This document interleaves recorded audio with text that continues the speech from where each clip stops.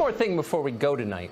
Since this show began almost 4 years ago, I've really tried not to talk about myself on the air or even use the first-person pronoun. The last thing this country needs is more narcissism. It's not very interesting anyway.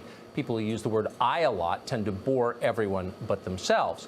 But tonight we're going to make an exception to that rule. We don't have much choice. Last week, the New York Times began working on a story about where my family and I live. As a matter of journalism, there is no conceivable justification for a story like that. The paper is not alleging we've done anything wrong, and we haven't. We pay our taxes, we like our neighbors, we've never had a dispute with anyone. So why is the New York Times doing a story on the location of my family's house? Well, you know why. To hurt us. To injure my wife and kids so that I will shut up and stop disagreeing with them. They believe in force. We've learned that. 2 years ago, a left-wing journalist publicized our home address in Washington. A group of screaming Antifa lunatics showed up while I was at work. They vandalized our home. They threatened my wife. She called 911 while hiding in a closet. A few weeks later, they showed up again at our house.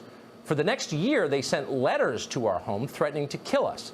We tried to ignore it. It felt cowardly to sell our home and leave. We'd raised our kids there in the neighborhood, and we loved it.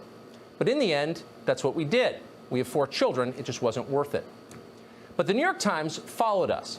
The paper has assigned a political activist called Murray Carpenter to write a story about where we are now. They've hired a photographer called Tristan Spinsky to take pictures. Their story about where we live is slated to run in the paper this week. Editors there know exactly what will happen to my family when it does run. I called them today and I told them, but they didn't care. They hate my politics. They want this show off the air. If one of my children gets hurt because of a story they wrote, they won't consider it collateral damage. They know it's the whole point of the exercise, to inflict pain on our family, to terrorize us, to control what we say. That's the kind of people they are.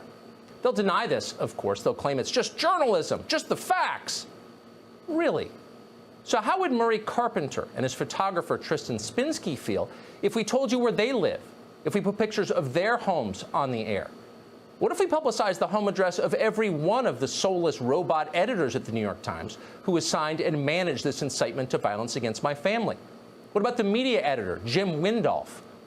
We could do that. We know who they are. Would that qualify as journalism? We doubt they'd consider it journalism. They'd call it criminal behavior if we did it. And that tells you everything.